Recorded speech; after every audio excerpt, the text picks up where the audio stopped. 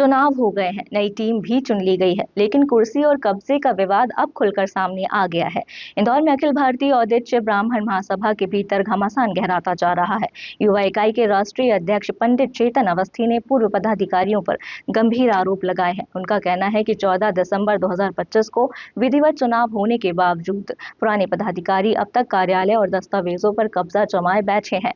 मामला अब कलेक्टोरेट जनसुनवाई से होते हुए एसडीएम तक पहुंच गया है। अखिल भारतीय औदिच्य ब्राह्मण महासभा की युवा इकाई के राष्ट्रीय अध्यक्ष चेतन अवस्थी का आरोप है कि चुनाव के बाद भी पूर्व पदाधिकारी संगठन का रिकॉर्ड और कार्यालय नहीं सौंप रहे हैं।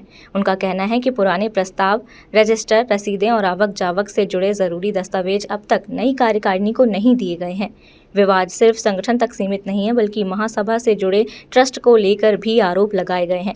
दावा किया गया है कि पूर्व पदाधिकारियों ने खुद को प्रबंध ट्रस्टी घोषित कर लिया, जबकि ट्रस्ट संचालन और ट्रस्टी नियुक्ति का अधिकार राष्ट्रीय अध्यक्ष और कार्यकारिणी के पास होता है।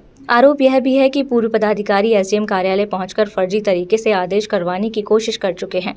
फिलहाल मामले को लेकर दोनों पक्षों को एसडीएम ने कोर्ट चैम्बर में सुनवाई के लिए बुलाया है, जिस पर अब सबकी नजर टिकी हुई है।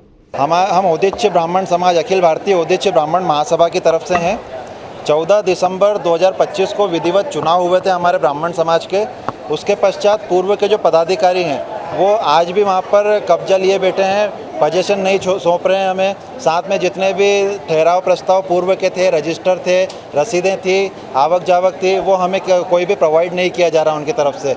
और साथ ही अनाधिकृत तरीके से वहाँ पर हैं।